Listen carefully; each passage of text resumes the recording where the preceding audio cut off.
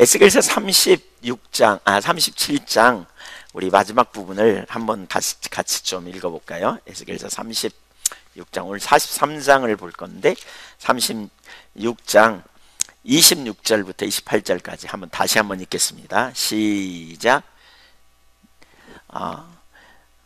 37장 26절부터 내가 그들과 화평의 언약을 세워서 영원한 언약이 되게 하고 또 그들을 견고하고 번성하게 하며 내 성소를 그들 가운데 세워서 영원히 이르게 하리니 내 처소가 그들 가운데 있을 것이며 나는 그들의 하나님이 되고 그들은 내 백성이 되리라.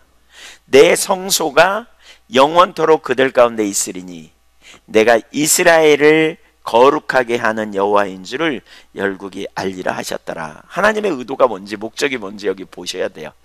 뭘 세운다고요? 성소를 세운다고요. 성소. 여기 성소는 뭐예요? 하나님과 만남이 있는 성전을 세우겠다는 거예요. 성전. 하나님과 만남이 있는 하나님의 임재, 하나님이 성전에 임하시겠다. 출애굽기 25장에도 내가 너희 중에 거할 성소를 지어라 그랬잖아요. 결국 회복에 있어서 가장 중요한 요소는 성전 회복입니다. 성소 회복. 왜요? 그게 회복되어져야 성령님이 거기 임하세요. 하나님이 임재하시지요. 그렇죠? 그리고 거기서 주님과 만남이 있고 교제가 이루어지는. 근데 어제 나눴죠.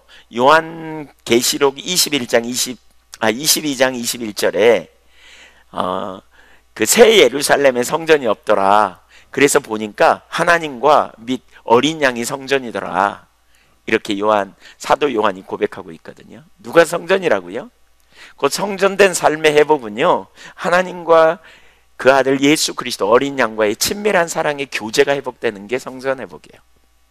주님과 만남, 주님의 임재 가운데 있는 이 삶이 성전 회복이에요. 그래서 거기서 친밀한 교제가 있을 때 우리 삶에 궁극적인 회복이 일어나요. 그 삶이. 그래서 이제 그 회복을 약속하신 다음에 에스겔서 40장부터 42장까지 뭘 하느냐? 성전에 대한 세부적인 그 설계도를 하나님이 말씀하십니다. 세부적인 설계도. 문에 대하여, 그 담에 대하여 말씀하고, 그 다음에 문에 대해서 말씀하시고, 그 다음에 제단에 대해서 말씀하시고, 그 다음에 성소와 지성소에 대해서 말씀하시고, 구체적으로 제단, 제사 번제단에 대해서 말씀하시고, 이렇게 쫙 말씀해 주세요.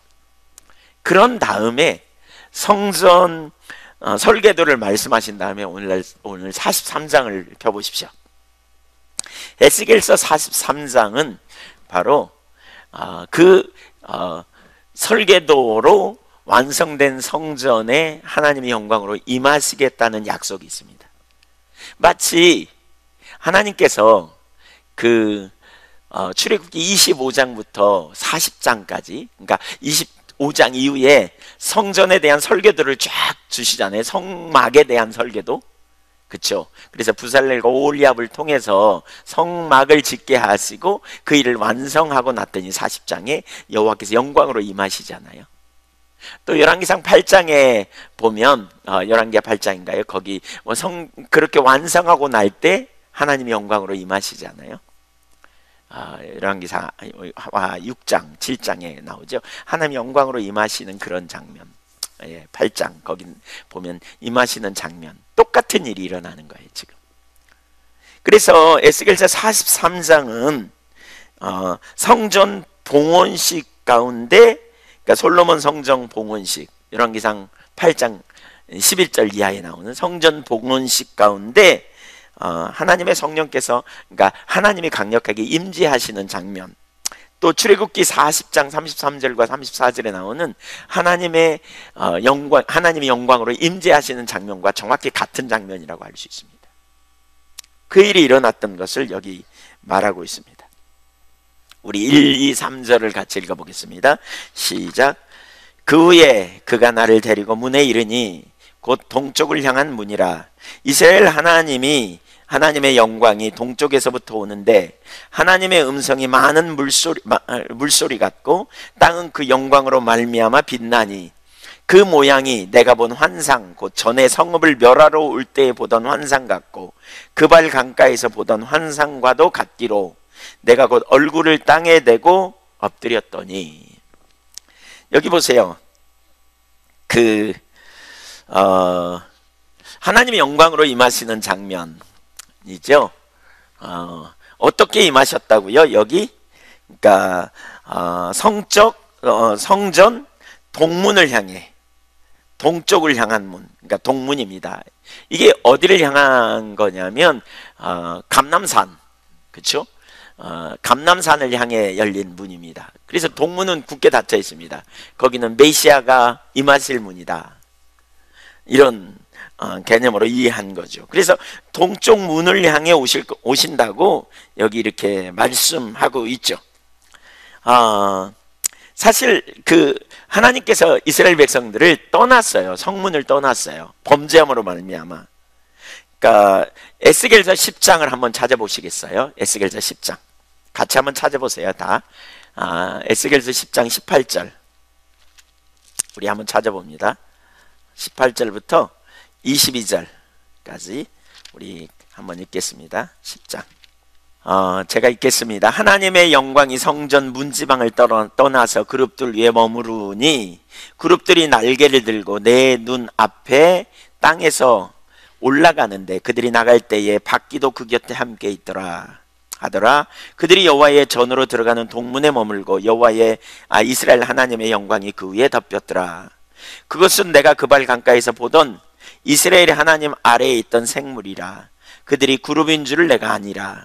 각기 내 얼굴과 내 날개가 있으며 날개 밑에는 사람의 손 형상이 있으니 그 얼굴의 형상은 내가 그발 강가에서 보던 얼굴이며 그 모양과 그 몸도 그러하여 각기 곧게 앞으로 가더라. 그러니까 하나님의 영광이 그러니까 성소에서 일어나, 지성소에서 일어나 성전 동문으로 갑니다. 그런 다음에 11장 22절 보실래요?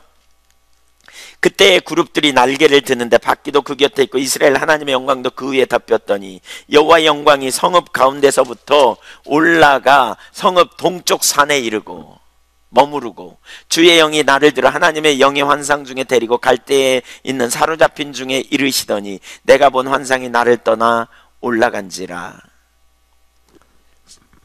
하나님의 영광이 성전에 있다가 성전 동문으로 갔다가 동편 산으로 가가지고 떠나갑니다.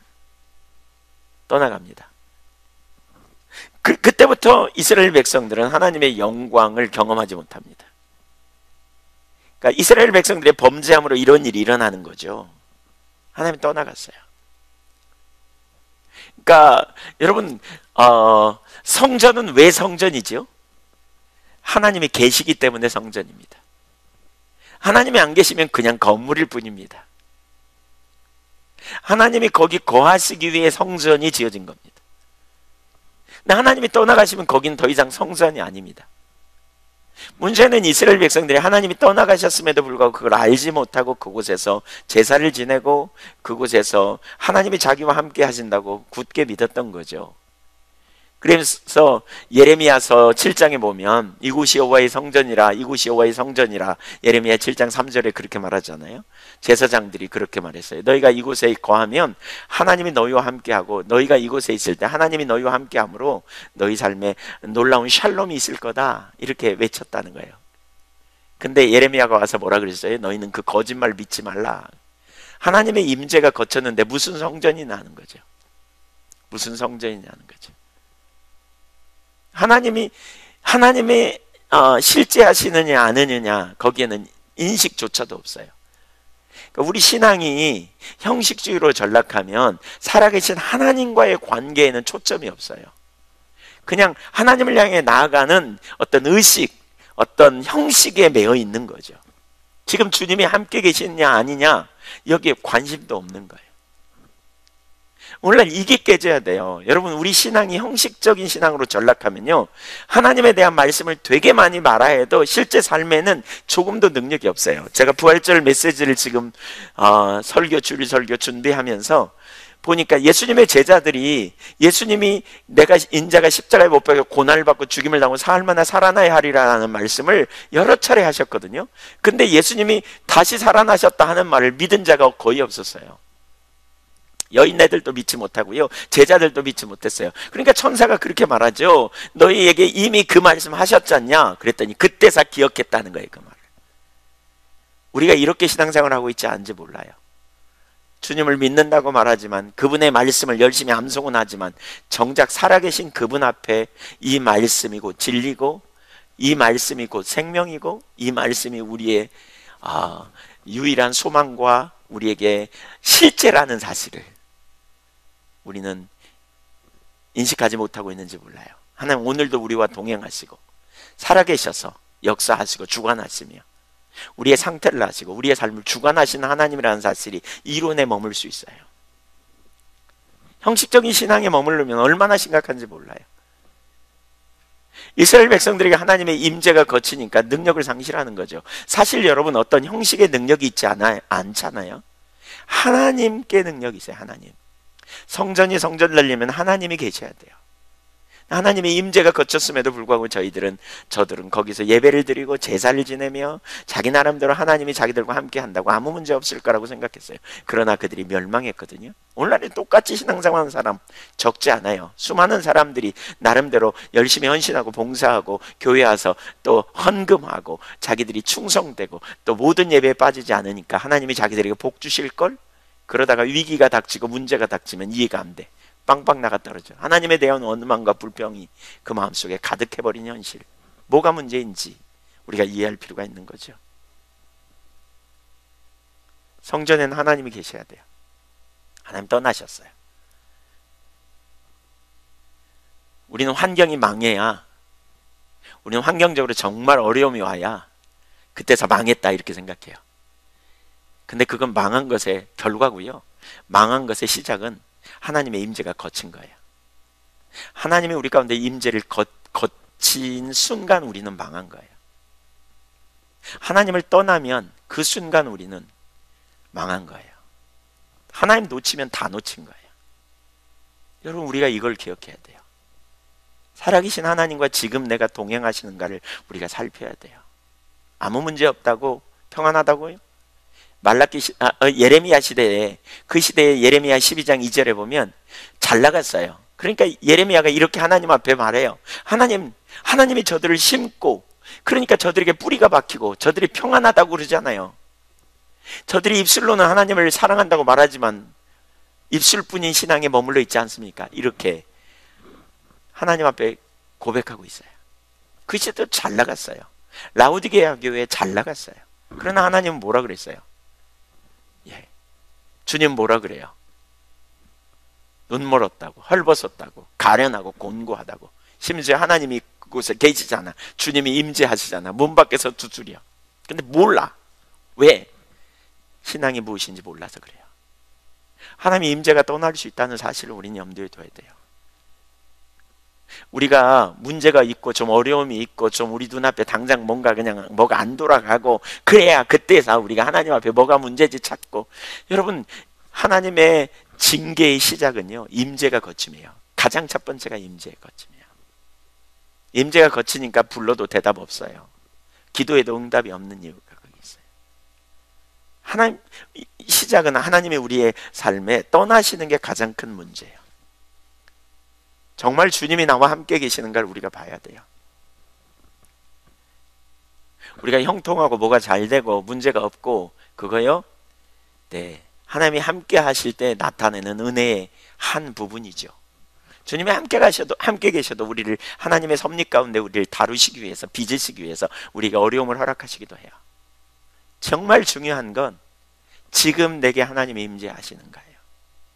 지금 내게 하나님이 나와 함께 하셔서 하나님이 내게 말씀하시는가. 어젯밤에 살폈죠. 하나님이 여러분에게 말씀하시는가. 하나님이 여러분에게 깨달음을 주시는가. 하나님이 여러분에게 내가 함께 한다고 하는 그러한 제일 중요한 게 깨달음이에요. 말씀이 깨달음으로 와야 돼요. 우리가 조명해 주시는 이런 일이 우리 가운데 일어나야 돼요.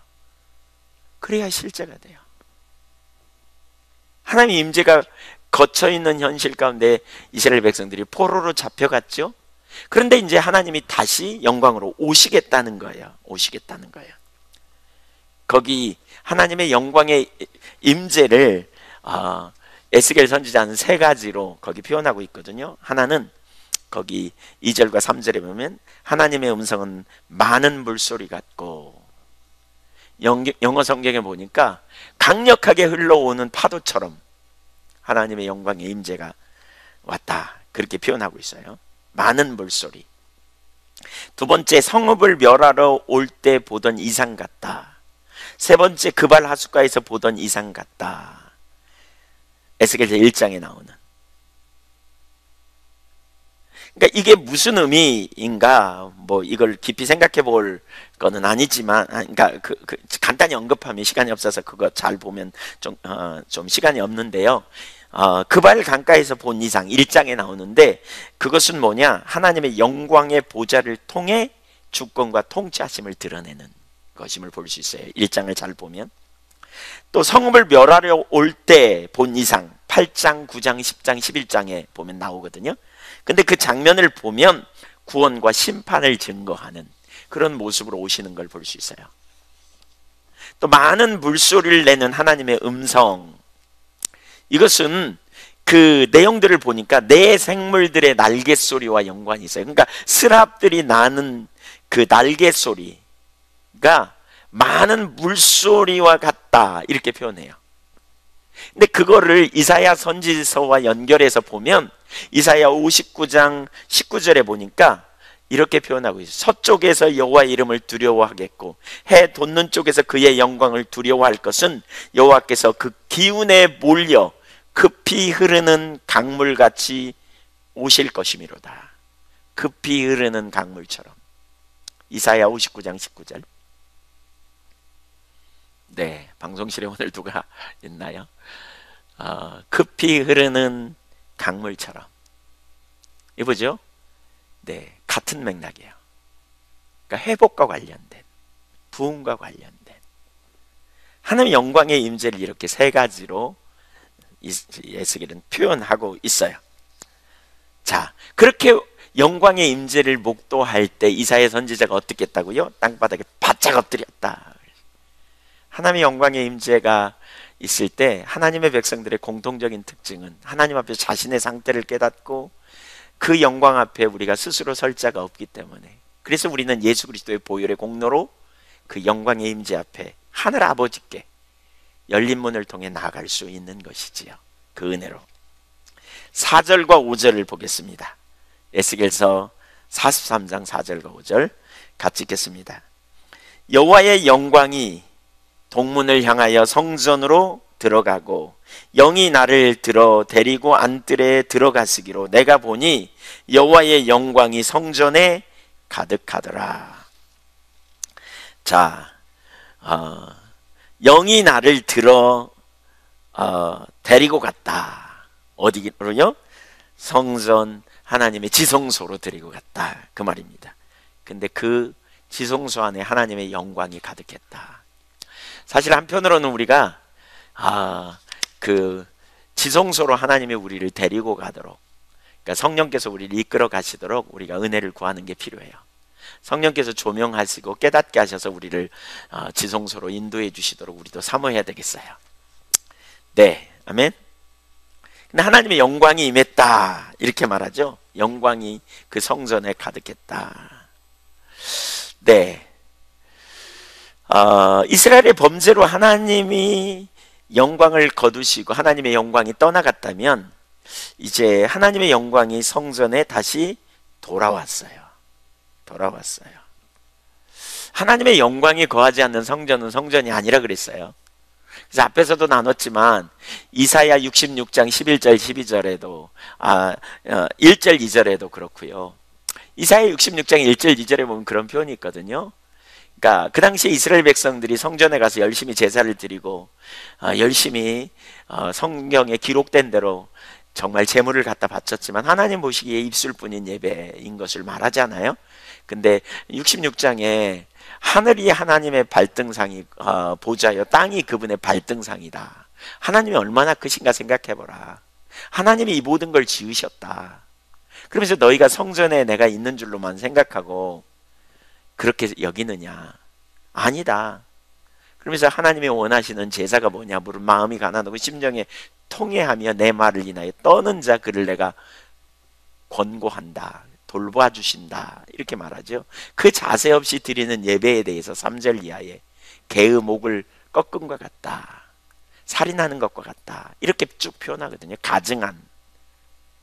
그러니까 하나님이 원하시는 참된 제사가 뭔지,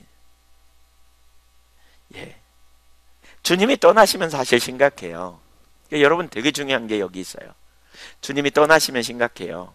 성전에는 주님이 계셔야 돼요. 하나님의 백성에게 하나님께서 이스라엘 백성들을 회복시키면서 여기 에스겔서에도 반복적으로 말씀하는 게 뭐예요? 결국 성소를 회복하겠다. 그건 뭐예요? 하나님 임재를 회복하겠다 그거예요. 그러니까 아까도 앞에서 나눴지만 하나님이 떠나면 우리 생명은, 우리는 그때부터 망한 거예요. 예루살렘에 하나님의 생명이 거치니까, 생명이신 하나님의 임재가 거치니까 그때부터 결핍이 오잖아요. 생명이 거치면 결핍이 와요. 결핍이. 억압이 가득하고요. 능력을 상실해요. 예루살렘이라는 말은, 베들레헴이라는 말은 떡집이라는 말이거든요. 룻기에 보면 라오미 집안에, 그쵸? 라오미의 그 말론과 기럨, 그쵸? 그 두 명의 아들을 데리고 이렇게 살았는데 베들레헴에 먹을 것이 없어요. 기근이 왔어요. 그러니까 이방인의 땅으로 가잖아요. 하나님의 백성이 하나님을 떠나고 하나님의 백성에게 하나님 임재가 거치면요, 기근이 와요. 그러면 스스로 살 길을 마련한 이방인의 땅으로 가는 거예요. 왜? 살아야 되니까. 그게 해결책인 것처럼. 근데 이방인의 땅으로 갔더니 거기 생명이 있어요? 박살나 갖고 돌아오죠. 박살나 갖고. 여러분 아세요? 우리 인생에 하나님의 임재가 거치면 문제가 오고 억압이 있고 어려움이 오고, 그러면 우리는 뭐하냐? 스스로 살 길을 찾아요. 오늘 찬양하는데 계속해서 하나님께서 제 마음에 주시는 마음이 있었어요. 그게 뭐냐? 너희가 스스로 살 길을 찾지 말라, 이 말씀이었어요. 스스로 살 길이 뭐예요? 하나님 없는 내 인생에 내 해결책을 스스로 강구하려는 마음.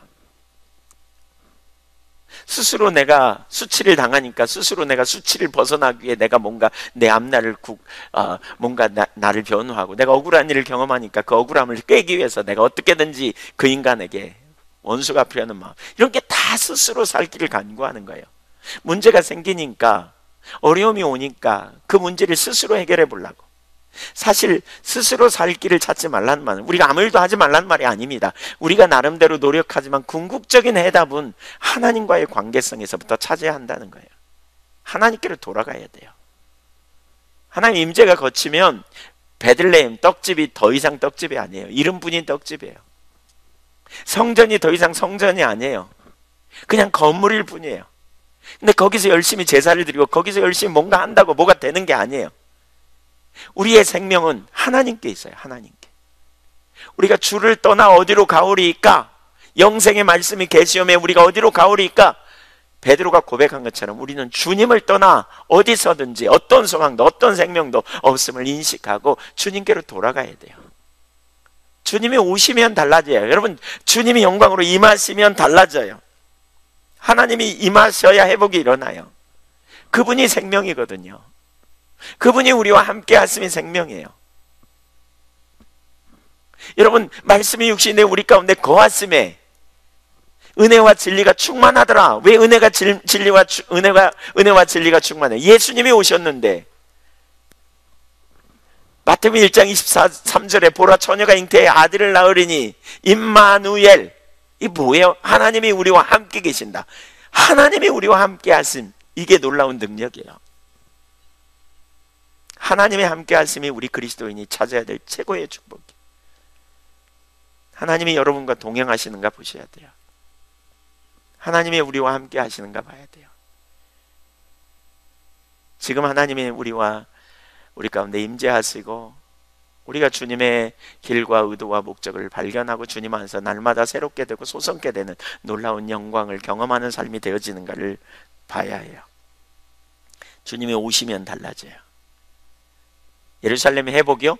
하나님이 영광으로 임하시겠다는 거예요. 그래야 성전이 회복돼요. 그래야 예배가 회복되고요. 하나님이 오시지도 않았는데 거기서 나름대로 열심히 정성 들이고 나름대로 헌신하고 봉사하면 복 받을 줄 알아요? 아니에요, 여러분. 거짓 신앙이에요. 거짓 신앙이에요. 예배를 받으신 분이 계시지 않은데, 그렇죠? 제사를 받는 분이 안 계시는데, 이미 그분의 임재가 거쳤는데, 그분의 능력이, 그분이 임재를 거두시고 떠나셨는데 무슨 예배가 되겠느냐고요. 주님이 오셔야 회복이 있어요. 스가랴 1장을 한번 보실까요? 스가랴서 우리. 네. 하나님의 영광으로 임하셔야 돼요. 스가랴 1장을 보세요. 1장 16절 보겠습니다. 스가랴서를 통해 하나님의 회복이 어떻게 일어나는지 보십시오. 16절을 읽겠습니다. 그러므로 여호와가 이처럼 말하노라. 내가 불쌍히 여김으로 예루살렘에 돌아왔은즉 내 집이 그 가운데서 건축되리니 예루살렘 위에 먹주지 쳐지리라. 만군의 여호와의 말이니라. 하나님이 돌아오셨다. 2장 4절 보십시오. 17절 죄송합니다. 17절도 보십시오. 그가 다시 와서 애쳐 이르기를 만군의 여호와의 말씀에 나의 성읍들이 넘치도록 다시 풍부할 것이라. 여호와가 다시 시온을 위로하며 다시 예루살렘을 택하리라 하라 하니라. 언약의 갱신이 일어나면서 풍부하게 된다는 거예요. 생명이시기 때문에 생명이신 주님이 오시면 풍부해져요. 2장 4절 5절도 보겠습니다. 이르되 너는 달려가서 그 소년에게 이르기를 예루살렘은 그 가운데 사람과 가축이 많으므로 성곽 없는 성읍이 될 것이라. 왜? 사람이 너무 많아서 성곽을 칠 수가 없어. 도시가 너무 큰데 칠 수가 없어. 5절 그럼에도 불구하고 두려워할 이유가 없는 것은 여호와의 말씀에 내가 불로 둘러싼 성곽이 되며 그 가운데서 영광이 되리라. 하나님이 친히 보호하시겠다는 거예요. 하나님이 친히 보호하시고 영광 받으시겠다는 거예요. 8장도 한번 보시죠. 8장 3절 보겠습니다. 8장 3절 스가랴 8장 3절 여호와가 이같이 말하노라. 내가 시온에 돌아와 예루살렘 가운데 거하리니 예루살렘은 진리의 성읍이라 일컫겠고 만군의 여호와의 산은 성산이라 일컫게 되리라. 주님이 진리이시니까요. 주님이 거룩하니까요. 주님이 오시면 진리의 성읍이 되고 주님이 오시면 성산이 돼요. 거룩한 산이 돼요. 주님이 안 계시면 안 돼 이게. 그렇죠? 4절 보세요. 그래서 늙은 남자들과 예루살렘 길거리에 늙은 남자들과 늙은 여자들이 다시 앉을 것이라. 전쟁이 없어져요. 제명에 죽는다는 거예요. 사람이. 5절 보면 네, 그 성읍 거리에 소년과 소녀들이 가득하여 거기에서 뛰놀리라. 평안이 있어요. 샬롬이 있어요. 누가 와야 샬롬이 있어요? 하나님이 돌아와야 샬롬이 있어요. 돌아오셔야. 예.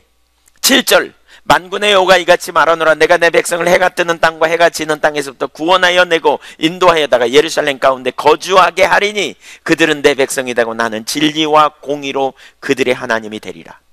여기 언약갱신이 일어나는 거예요. 다시 하나님이 영광으로 오셔서 그렇죠? 번성과 풍요를 주시고 그리고 전쟁이 그치고 그리고 다시 언약을 메어 하나님 노릇 해주신다는 거예요. 네. 20절 만군의 여호와가 이같이 말하노라. 그렇게 되면 열방이 주께 돌아와요. 다시 여러 백성과 많은 성읍의 주민이 올 것이라. 이 성읍 주민이 저 성읍에 가서 이르기를 우리가 속히 가서 만군의 여호와를 찾고 여호와께 은혜를 구하자면 나도 가겠노라 하겠으며 많은 백성과 강대한 나라들이 예루살렘으로 와서 만군의 여호와를 찾고 여호와께 은혜를 구하리라.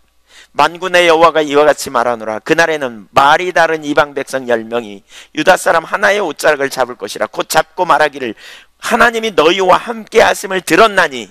이방인이 왜 와요? 하나님이 함께 하시니까. 하나님이 너희와 함께 하심을 들었나니 우리도 너희와 함께 가겠다. 여러분 하나님이 함께 하시면 사람이 모이게 되어 있어요. 하나님이 함께 하시면 능력이 있어요. 하나님이 함께 하시면. 제가 어제 우리 전체 기도하고 개인 기도 이렇게 하려고 내려가서 기도하는데 하나님 저에게 너무나 분명하게 그런 약속을 주셨어요. 너희가 전심으로 나를 찾고 또 개인적으로 네가 사람들로 하여금 나를 찾도록 세우는 일을 계속하면 모든 문제를 맡기라 하고 필요도 채우고 또 하나님이 뒷받침해 주시겠다고 이런 확신을 제 마음에 너무나 분명하게 주시더라고요. 너무나 놀라운 평강이 제 마음에 있어요. 제가 할 일은 하나구나. 사람들을 하나님께로 세우는 거다. 교회적인 부분도 그런 것 같아요. 근데 이게 저에게만 주시는 건 줄 알았더니 제가 볼 때 이렇게 하나님을 찾는 무리들에게 주시는 약속이었어요. 그런 마음을 주셨어요. 귀 있는 자는 들으십시오. 하나님께 사람들을 세우는 거예요. 하나님 돌아오시면, 하나님이 영광으로 임하시면 역사가 일어나요. 궁극적인 회복은 주님이 영광으로 임하시는 거예요. 정말 바라기는 여러분, 우리 어제도 나눴지만 우리 한 분 한 분의 삶에 성전이 온전히 회복되는 축복이 있기를 주님의 이름으로 축원합니다. 개인적인 친밀한 신앙은 이론이 아니에요, 여러분. 하나님은 관념 속에 계시지 않아요. 하나님 살아계세요. 하나님이 우리와 동행하시는 가운데 승리하는 삶이 되어져요. 형식적인 신앙에 머물러 있지 마세요. 세상적인 육신적인 만족, 보복, 복받기 위해서 머무는 그러한 자리에 있지 마세요. 주님이 우리의 왕이요, 우리의 통치자요, 주님 우리의 전부가 되기를 기뻐하시는 분이세요. 우리가 주님 자신을 구하고 찾을 때 주님이 임하시면 거기 놀라운 능력이 일어나요. 이런 은혜와 축복이 우리의 삶에 회복되기를 간절히 열망하십시오. 아멘. 주님이 여러분께 임하기를 축복합니다. 영광으로 임재하시기를.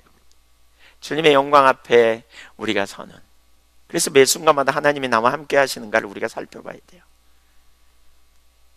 주와 함께 하시는지 기억하세요. 물질적으로 평안하다고요? 세상적으로 풍요하다고요? 아무 문제 없다고요? 당연히 주님이 나와 함께 하신다고 생각하십니까? 그게 망한 게 아니고요, 그게 망했냐 안 망했냐의 기준이 아니에요. 라오디게아 교회를 보십시오. 살았다 하는 명성을 가진 사대 교회를 보십시오. 아무 문제 없었던 것처럼 보여요. 예레미야 시대를 봐도. 그러나 하나님의 임재가 거치는 순간 우리는, 그때부터 우리는 쇠퇴기를 겪어요. 사실 하나님의 임재가 거쳤는데도 풍요하다? 아무 문제가 없다? 로마서 1장에 보면 상실한 마음대로 버려둔다 그랬거든요. 소돔과 고모라 성처럼 그 즉시까 당시까지 아무 문제 없이 잘 먹고 잘 사는 것처럼 살아가는, 그게 가장 심한 심판입니다. 우리의 삶의 가장 최고의 축복은 성전 회복입니다. 성전된 주님, 그 주님과 개인적인 만남. 그래서 우리 안에 주님이 오시는 거예요. 임재하시는 거예요. 영광으로 임재하시는 거예요. 하나님의 임재가 함께하는. 무엇보다 소중한 건 하나님의 임재여야 돼요. 그래서 미국의 어느 유명한 어느 목사님에게 기자가 물었대요. 첫 번째 소원이 뭡니까? 하나님과 한평생 동행하며 사셨던 한 분에게 물었더니 하나님의 임재입니다. 두 번째 소원은 무엇입니까? 기자가 기대했던 건 그게 아닌 것 같아요. 그랬더니 하나님의 임재입니다. 그럼 세 번째 소원은 뭡니까? 뭐라고 대답했을까요? 하나님의 임재입니다. 여러분, 하나님의 임재가 우리 삶에 최고의 가치가 있는 이유가 거기 있어요. 하나님 영광으로 우리 가운데 임하심. 그래서 임재가 거치면 못 견뎌야 돼요. 뭐가 막 잘 돌아가도 하나님의 임재가 거치면 우리는 답답해야 돼요. 그게 하나님 사랑하는 자의 삶이에요. 그게 하나님을 최고로 사랑하는 사람은 당연히 그 자리에 있게 돼 있어요. 주를 떠나서는 살 수 없어.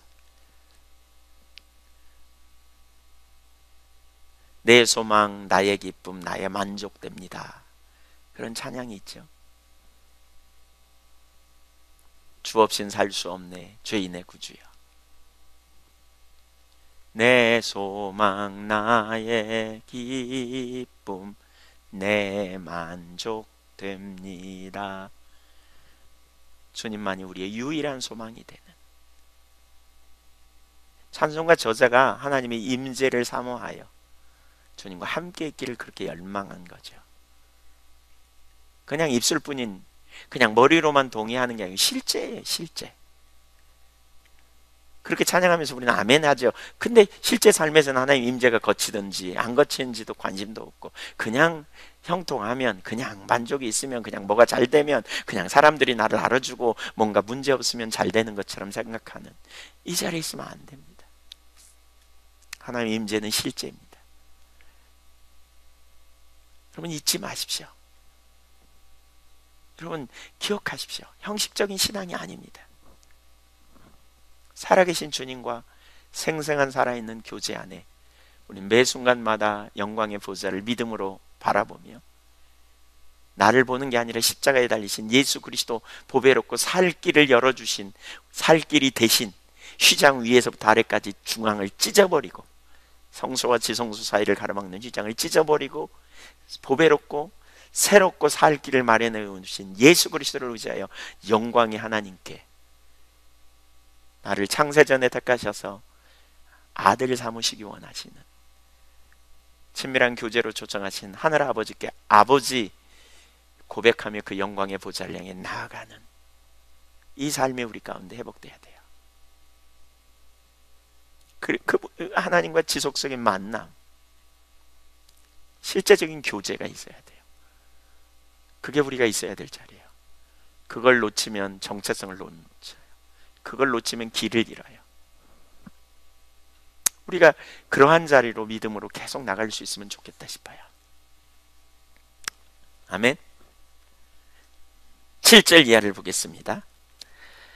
하나님의 임재가 왜 거치는가에 대한 그 하나님의 임재, 바로 성전이 어떤 곳인가, 그리고 왜 구약에 이스라엘 백성들에게 임재가 거쳤는가, 왜 그 전에 이걸 우리에게 보여줍니다. 7절 이하를 보겠습니다. 그가 내게 이르시되 인자야, 이는 내 보좌의 처소, 내 발을 두는 처소, 내가 이스라엘 족속 가운데 영원히 있을 곳이라. 지성소를 가르칩니다. 내 보좌의 처소, 뭡니까? 하나님의 공의로운 통치의 핵심이 되는 곳. 내 발을 두는 처소, 하나님의 안식처가 되는 곳, 하나님 거하시는 곳이죠. 내가 이스라엘 족속 가운데 영원히 거할 곳, 그 말은 뭐예요? 이스라엘 백성들, 당신의 백성들의 삶을 지배하고 그들과 교제하시는 친밀한 교제가 있는 곳이라는 의미입니다.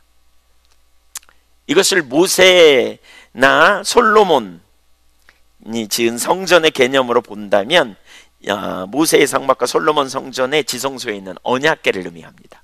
언약궤를 발등상이라고 표현하고 있잖아요. 그래서 언약궤를 상징해요. 근데 바로 그 지성소에 주님이 거하신다는 거예요. 그 말은 뭘 의미해요? 거룩한 곳이라는 거예요. 거룩한 곳. 성전은 거룩한 곳이에요. 하나님이 계시는 곳은 거룩한 곳이에요. 하나님은 거룩한 분이에요. 레위기 11장 45절에 내가 너희를 불러낸 것은 내가 너희 위에 하나님이 되고 너희는 내 백성이 되려 함이라, 그러면서 내가 거룩하니 너희도 거룩하라 그랬어요. 왜 성전된 삶이 무너지느냐? 죄 때문에, 우리 죄. 그래서 거기 보십시오. 바로 7절 중반절 이후에 이스라엘 족속 곧 그들과 그들의 왕들이 음행하며 그 죽은 왕들의 시체로 다시는 내 거룩한 이름을 더럽히지 아니하리라. 거룩한 이름을 더럽히는 그 이스라엘 백성들의 두 가지 행위, 하나는 뭐예요? 우상숭배예요. 우상숭배예요. 거기 그렇게 말하고 있죠. 예. 음행하며, 이것은 영적 간음을 의미하고요. 그 다음에 죽은 왕들로 인하여, 이 말은 뭐냐? 죽은 왕들의 기념비를 세웠어. 성전에다가, 성소에다가. 그러니까 너무나 타락된 거죠. 하나님의 영광을 가로막는 일을 한 거죠. 하나님의 은혜로 이룬 일들을 죽은 왕들의 여기 그 기념비를 세웠다, 시체를 두었다, 그 말인데 시체를 두었다기보다는 이 말은 기념비를 세웠다, 그런 의미로 이해해요. 하나님의 영광을 가리우는 그런 행동을 했다는 거죠.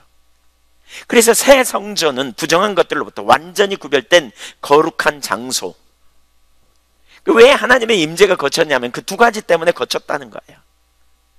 8절 9절을 보겠습니다. 그들이 그 문지방을 내 문지방 곁에 두며 그 문설주를 내 문설주 곁에 두어서 그들과 나 사이에 겨우 한 담이 막히게 하였고 또 그 행하는 가증한 일로 내 거룩한 이름을 더럽혔으므로 내가 노하여 멸망시켰거니와 이제는 그들이 그 음란과 그 왕들의 시체를 멀리 제거하여 내게서 제거하여 버려야 할 것이라. 그리하면 내가 그들 가운데 영원히 살리라.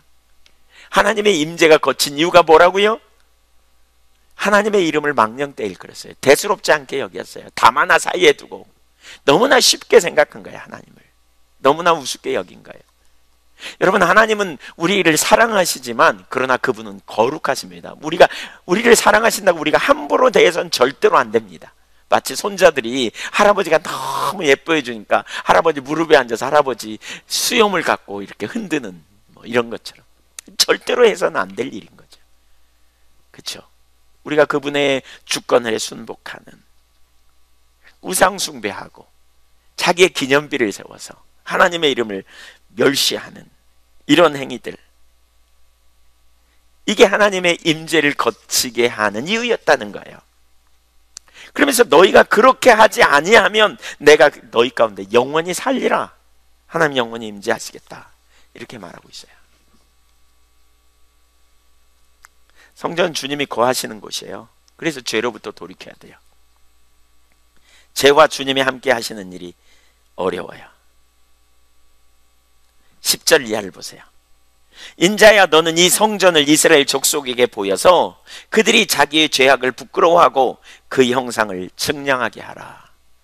그러니까 지금까지 말한 것들을 나누어서 이스라엘 백성들 스스로 부끄러웠게 하라.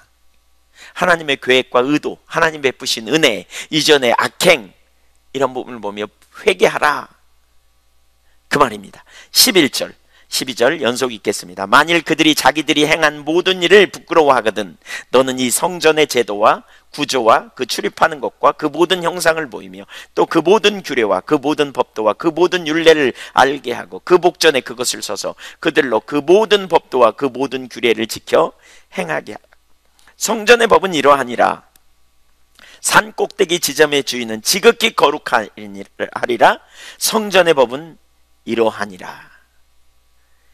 에스겔의 성전을 보여주신, 에스겔에게 성전을 보여주신 이유가 뭐냐? 성전의 내부는 지극히 거룩하다. 곧 지성소는 지극히 거룩한 곳이다, 그 말입니다. 그래서 여기 뭐라 그랬어요? 성전의 법은 이러하니라. 산꼭대기 지점의 주인은 지극히 거룩하니라. 성전의 법은 이러하니라. 성전은 지극히 거룩한 것, 지성소에는 지극히 거룩한 것. 그래서 아무나 들어갈 수 없어요. 이스라엘 백성들이 스스로 뉘우치고 측량하기 위하여 성전을 보여주신 거예요. 자신 살피라는 거예요. 자신의 상태가 어떤지 보라는 거예요. 그래서 성전의 형상을 쭉 얘기하죠. 성전 첫 번째는 담을 얘기하고 40장에 보면 또 그 다음에 문을 얘기하고 뭐 이렇게 쭉 얘기하거든요. 근데 그 하나하나의 의미를 묵상하고 생각해 보면서 성전에 누가 갈 수 있느냐? 담은 거룩을 얘기하거든요. 구별됨, 거룩한 자와 일반적인 사람과의 구별됨, 아무나 들어갈 수 없다는 거예요, 성전. 그래서 그 담은 그런 의미를 가르쳐요. 에스겔서 42장 20절에 보면 그 담은 거룩한 것과 속된 것을 구별하는 것이더라, 이렇게 말하거든요. 그러니까 성전은 거룩한 자만 들어갈 수 있어요. 또 문지기와 빈 방들에 대해서 쭉 그 다음에 얘기하는데 6명의 수문장이 지키는 6개의 웅장한 관문, 이 문은 아무나 들어갈 수 없다는 걸 가르쳐요. 허락된 자만 들어갈 수 있어요. 철저하게 아무나 못 들어가는 문이라는 거예요. 합당한 자만 그 문에 들어갈 수 있다. 그런 것처럼 성전 그 설계도 하나하나의 의미가 있어요. 근데 그 앞에 서보라는 거예요. 결국 성전에 들어갈 수 없어요. 이것들을 통해서 자신의 상태를 올바로 인식하도록 해주는 거예요. 여기 헤아려 보라는 거예요. 그러면서 지극히 거룩한 성전에 자기들이 얼마나 철저히 무능하고 얼마나 철저히 과거에 하나님 앞에 합당하지 않았는가를 보게 하는 거예요. 그래서 회개하고 스스로 할 수 없다는 사실을 깨닫게 하시는 거죠. 여러분, 성전에 누가 들어갈 수 있느냐? 그런 관점으로 보면 아무도 들어갈 수 없어요. 그러나 우리는 그 성전에 들어갈 수 있어요. 어떻게요? 보배롭고 살 길이신 예수 그리스도의 공로로. 지성소에 들어갈 수 있는 유일한 공로는 바로 그거예요. 성전에 합당한 사람은 완전한 사람이 아니에요. 자신의 부족함을 아는 사람이에요. 지금 이걸 가르치고 있어요, 여기서. 성전에 합당한 사람은 정결한 사람이 아니에요. 그러니까 완전한 사람이 아니에요. 여러분, 누가 정결한 사람입니까? 안 씻는 사람이 아니라 자신의 더러움을 인식하는 사람입니다.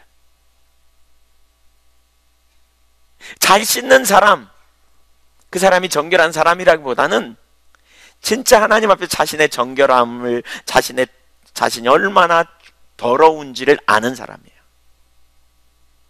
왜 우리가 아무리 씻어도 성전에 들어가기 합당하지 못한 자들이에요. 우리가 하나님 앞에 우리의 조건과 자격을 가지고 갈 수 있나요? 불가능해요. 불가능해요. 회칠한 무덤처럼 의로운 척 하는 사람이 성전에 들어가지 않나요? 자신의 더러운 죄악을 인정하고 자백하는 사람, 그 사람이 성전에 들어갈 수 있어요. 그 사람이. 그래서 그 뒤에 이제 오늘 거기까지 다루긴 어려워서 제가 못 보지만 19절 이하를 보면 이 속죄제에 대해서 말합니다. 어린 양의 피로 정결케 함. 번제단을 만들고요, 성전을 그러고 그 제사장을 정결케 하는 제사, 그 제사를 쭉 얘기해서 에스겔서 43장 26절에 보면 이같이 7일 동안 제단을 위하여 속죄제를 드려 정결하게 하며 드릴 것이요, 27절에 이 모든 날이 찬 후 제8일과 그 다음에는 제사장이 제단 위에서 너희 번제와 감사제를 드릴 것이라. 그리하면 내가 너희를 즐겁게 받으리라. 주 여호와의 말씀입니다. 속죄제가 먼저 필요해요. 속죄제는 뭘 의미해요? 우리 주 예수 그리스도의 보혈이에요. 우리가 어린 양의 보혈을 의지하여 주님의 보좌 앞에 갈 수 있어요. 우리가 거룩할 때 하나님의 임재를 우리가 거치지 않게 할 수 있어요. 그래서 우리는 자꾸 우리 자신을 모습을 볼 때마다 회개하고 돌이키고 정결한 삶을 살기를 추구해야 돼요. 그러나 동시에 우리는 어린 양의 보혈을 의지하여 우리 자신을 보는 것 그만두고 그리스도를 의지하여 영광의 보좌 앞에 새롭고 살 길이신 주님의 보좌 앞에 나아가, 주님의 지성소 앞에 나아가 주님 자신을 구하고 주님께 우리의 마음을 고백하고 우리가 주님과 함께 있기를 열망하고 주님의 통치와 주님의 임재를 기뻐하고 주님 한 분으로 만족한다고 고백하고 주님이 내게 뭐라고 말씀하실는지 듣기를 원하고 주님의 인도하심, 주님의 음성 듣는 거, 주님을 따라가는 그 모든 삶의 자리에 있기를 추구하는 거예요. 그 자리에 있기를 축복합니다. 아멘. 주님의 임재가 없으면 우리 삶에 아무런 능력도 없어요. 소망도 없어요. 하나님의 영광으로 오시는 것이 구체적인 회복이고요, 근본적인 회복이에요. 그러나 우리가 자꾸 실패해요. 자꾸 죄를 지어요. 자꾸 자기중심이에요. 자기를 높이고요, 이기적으로 가요. 그래서 회개하고 돌이키며 그리스도의 보혈을 의지하여 영광의 보좌 앞에 나갈 길을, 새롭고 살 길을 주님이 열어놓으셨어요. 그래서 우리가 그 영광의 보좌를 향해 믿음으로 나갈 수 있기를 원해요. 아멘.